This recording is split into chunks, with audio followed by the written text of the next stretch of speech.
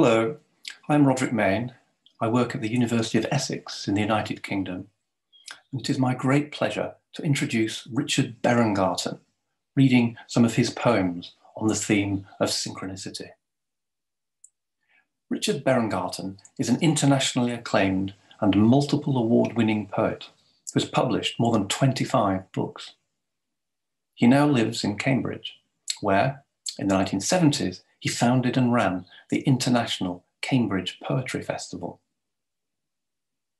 The poems Richard will read were originally recorded to introduce each of a series of 8 sessions in a conference on synchronicity, mind and matter, run by the Pari Center for New Learning in Tuscany, Italy, in February and March 2021.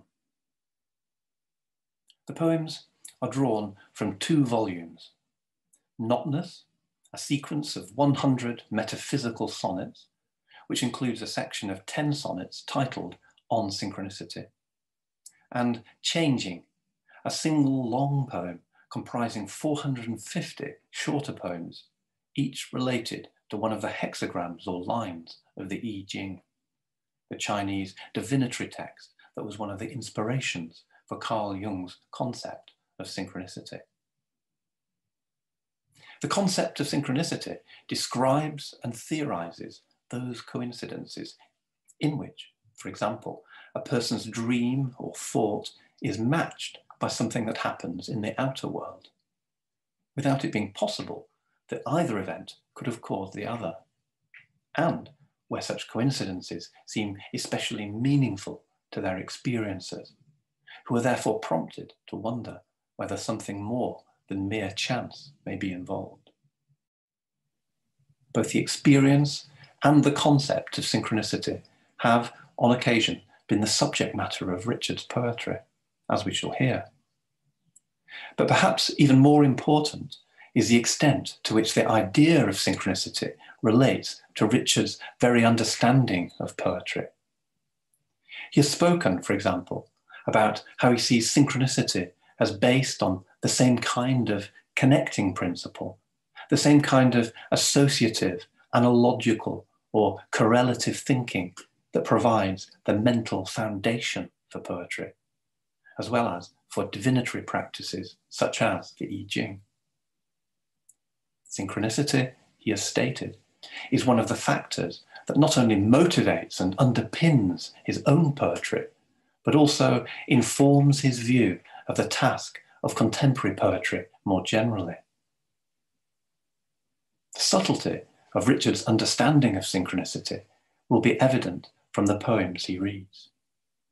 He takes us deep inside this mysterious phenomenon, and from there, its metaphysical import opens up and carries us into further dimensions of significance. And all of this is accomplished with impeccable mastery of language and poetic form. Enjoy. When anxious waiting stops.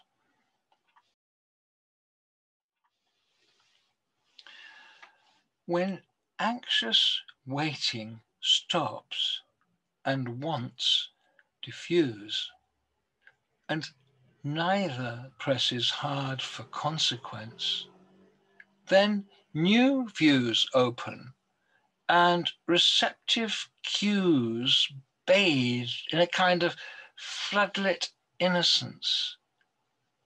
Through bones and organs and their folds and layers, fording the body's semi-porous skin, the unexpected may come streaming in on sudden flood, catching you unawares.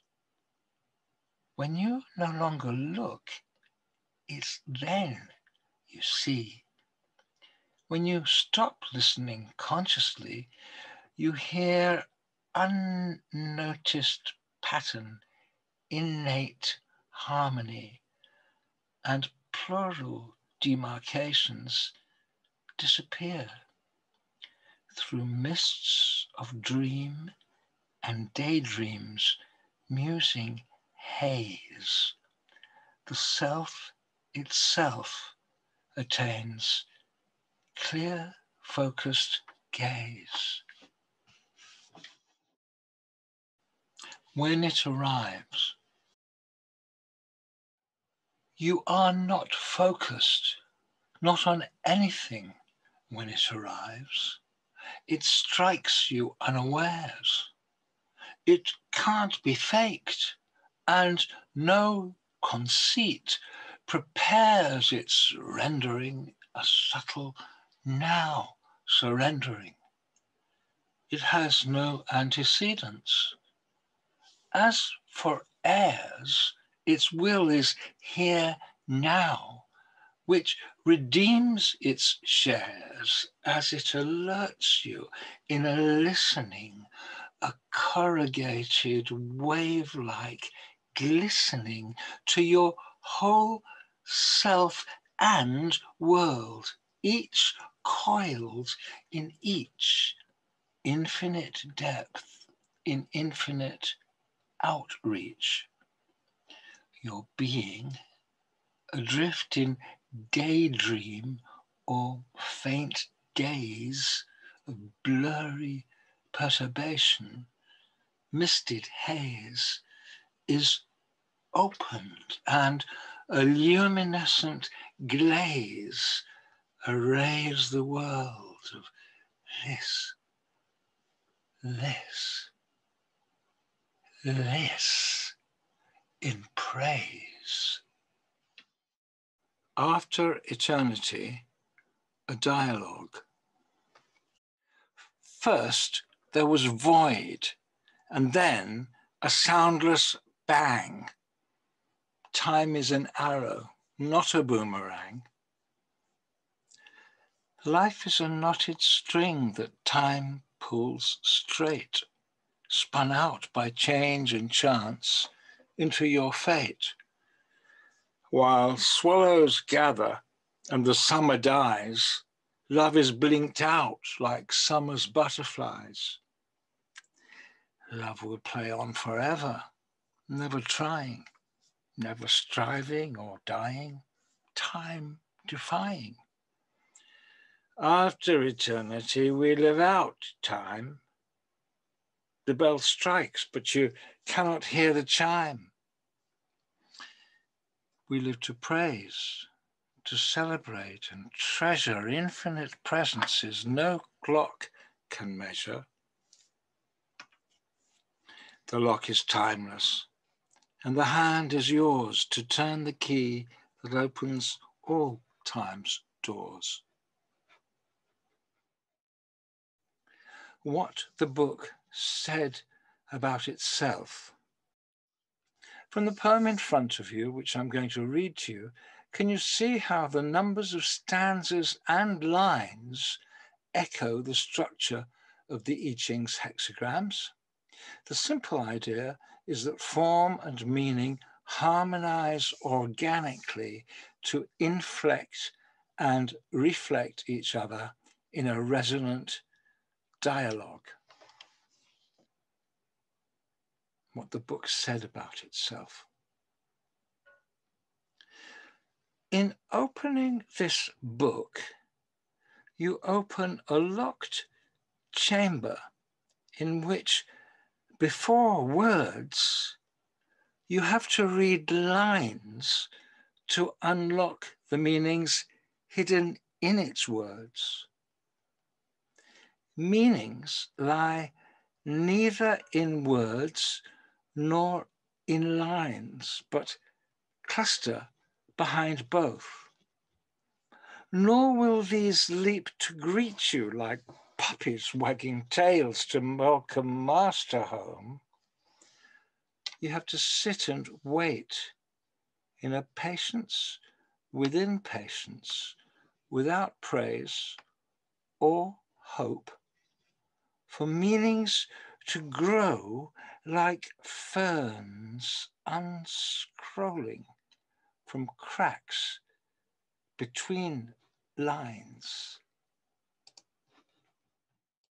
Numbers exist, yet do not. numbers exist yet do not, being inherent in and among all observable things, and equally in all orderings and patternings of our own inner world. Out of 1, 2. 2 and 1 make 3. In their center, a 4th. And so it goes on. So natural number remains the common ordering factor of both physical and psychic manifestations of energy. Number draws psyche and matter together. When energy is manifest in either psychic or physical dimensions, it is always numerically structured as waves or psychic rhythm. Surveying the shining, the brilliance. Time's porous skin. Time's true to things in ambiguities, which in their fragile, fractal repetitions seem torn, despite their continuities, a stuttered morse dependent on transitions.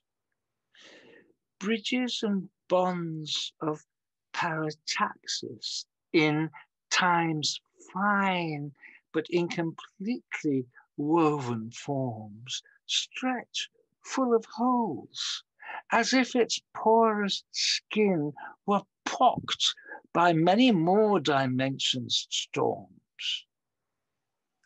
I lose them in my waking, but in sleep, past time, I track their sheens beneath the crust this consciousness must haul across time's deep, unfathomable ocean, bearing trust this trawling, trailing, trialing will keep signing me well until this I is dust.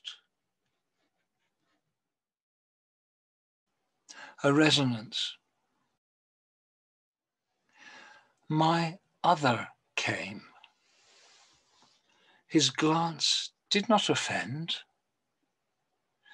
He stood between this building and a ground that faded into mist at its far end. No bird in branches made a single sound. This is my other and my brother, said a voice born out of nowhere in my head. But which one breathes on this side and which dead is quite uncertain here, despite the dread that occupies you each in double presence. This happened in, across, 2 sets of eyes through quiet in a kind of reticence. The hills said nothing in their paradise, but echoed, chiming in a resonance as fast as light, past shock, past surprise.